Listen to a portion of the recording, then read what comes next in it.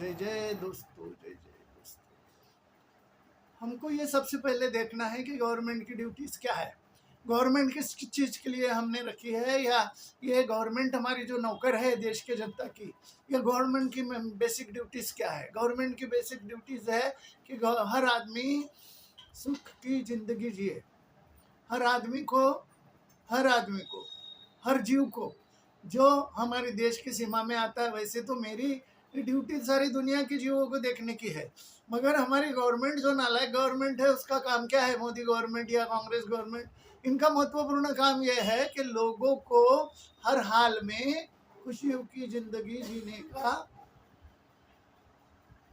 मौके अवसर प्रदान करे, और कोई भी आदमी कहीं पर भी जन्म ले मगर वो सुखी होना चाहिए।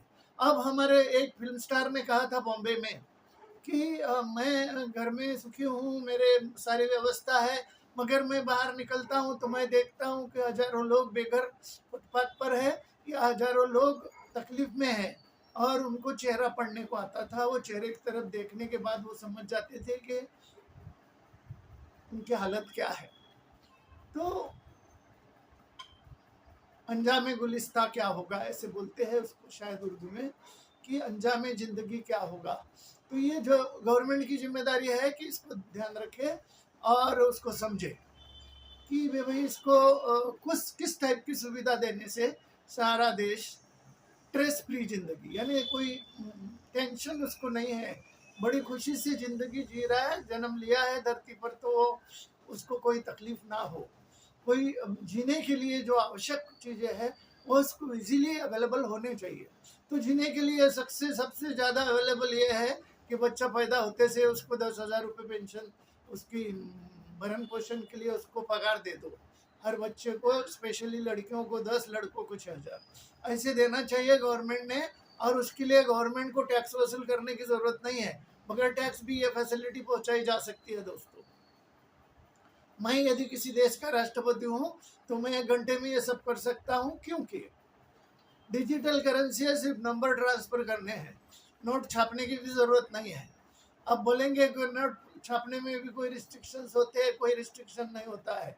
चाइना भी उसी कंडीशन से आगे बढ़ा है और अमेरिका भी उसी कंडीशन से आगे बढ़ा है। मैं कई बार बता चुका हूँ कि अमेरिका की पॉपुलेशन 35 लाख करोड़ है और भारत की 150 लाख करोड़, यानी 5 गुना ज़्यादा। तो उनकी करेंसी, अमेरिका की करेंसी 1,000 लाख करोड़ है और भारत की करेंसी 100 लाख करोड़ से नीचे। तो हमने भी इस हिसाब से करेंसी को प्रोड्यूस करना चाहिए, या करेंसी प्रोड्यूस करने की ज़रूरत नहीं, डिजिटल ट्रांजैक्शन करने चाहिए। तो यदि लोगों को खाना पीना अच्छा मिले, खाना पीना अच्छा कैसा मिलेगा, उनको जॉब देना चाहिए। लिखे पढ़े छोकरे बहुत है, छोकरियाँ बहुत लकी पड़ी है, सबको सेंट्रल गवर्नमेंट का जॉब 1 घंटे में मेरे जैसा साधारण आदमी 70 करोड़ जॉब दे सकता है। तो ये गवर्नमेंट क्यों नहीं दे सकती, और नहीं दे सकती है, उनको समझ में नहीं आता है। तो मेरे पास एक दो दिन बीता है, या मेरे को बुलाए उधर, मैं गाइड करूंगा इन नालायकों को कि किस तरह से जनता को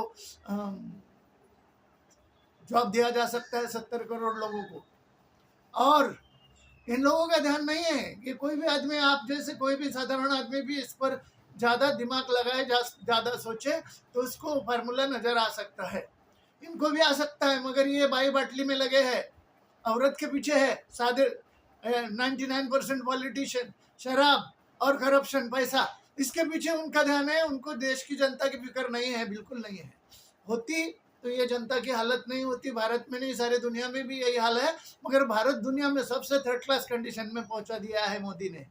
और राहुल गांधी की सरकार, या वो पहले कांग्रेस की सरकार भी ऐसी ही थी, फालतू।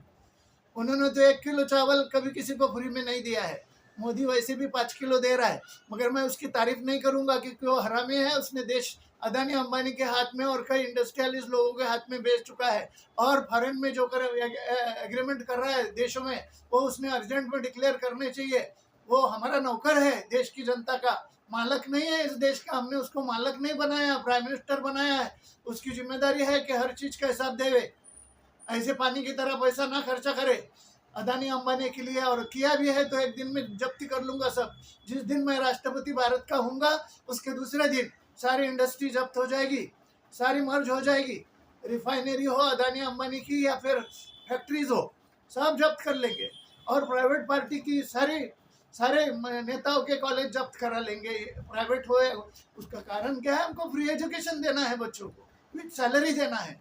तो ये नालायक लोगों को समझना चाहिए। तो वो फिल्म स्टार क्या बोलते थे कि बाहर में इतना दुख है कि मैं देख नहीं सकता, मेरे को बहुत दुख होता है, मेरे को मेरा सुख एहसास मैं भूल जाता हूँ कि इन लोगों का क्या होगा, अंजामे जिंदगी क्या होगा, ऐसा बोलते थे।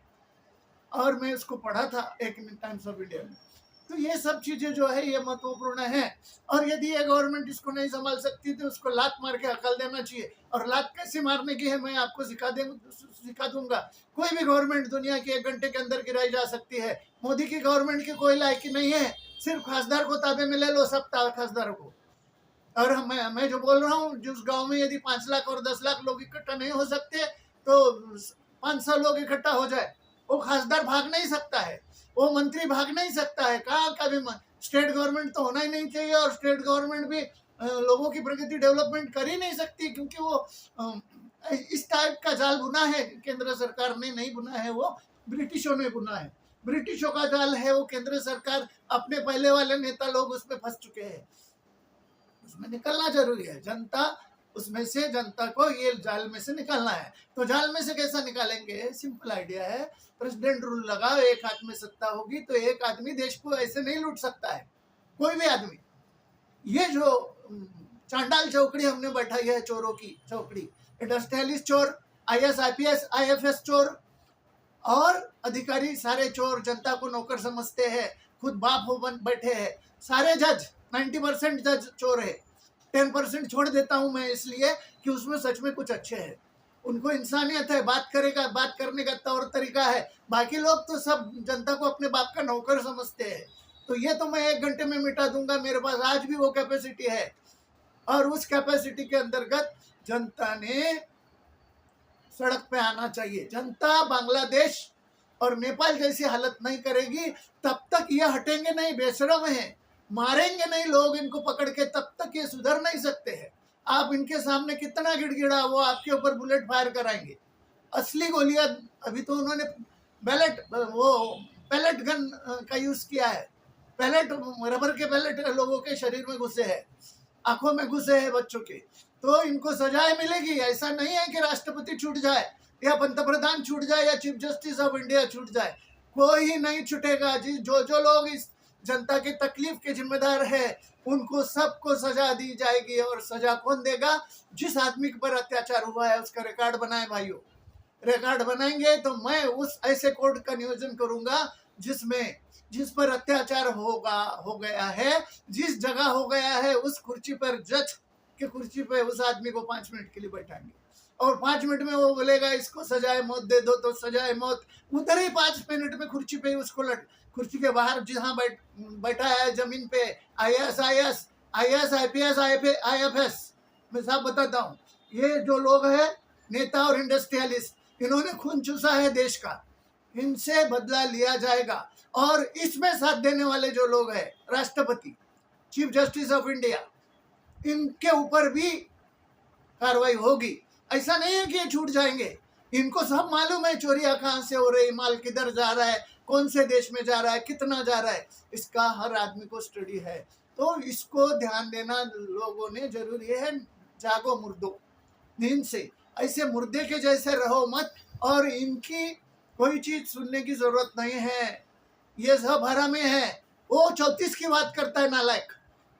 1947 में भारत इंडिपेंडेंट हो गया, 1947 में, और ये बोलते हैं कि 2046 में मैं डेवलपमेंट करूंगा, मोदी बोलता है। तो वो नालायक आदमी है, उसको जूते से मारना चाहिए। और नहीं मारने को होता है तो उसकी सत्ता गिराओ। मेरे जैसा आदमी राष्ट्रपति हो 1 घंटे के अंदर, ये जो 2047-46 की बात करता है ना, 10 दिन में भाइयों, मेरी कॉन्सेप्ट ही 10 दिन की है। 10 दिन में आपको सारी व्यवस्था 1 नंबर, जिसमें लोग बोलेंगे कि हाँ हम सुखी हो गए, अभी दिवाली मना सकते हैं। और आप बोलेंगे सरकार गिराएंगे कैसे, तो मैंने कई बार बताया आपको सरकार कैसी गिराने की है। मोर्चा ले जाके जंतर मंतर दौड़ो, उन्हीं की जरूरत नहीं, अपने अपने गांव में व्यवस्था करो दोस्तों, बस ठीक। खत्म हो गया आज का।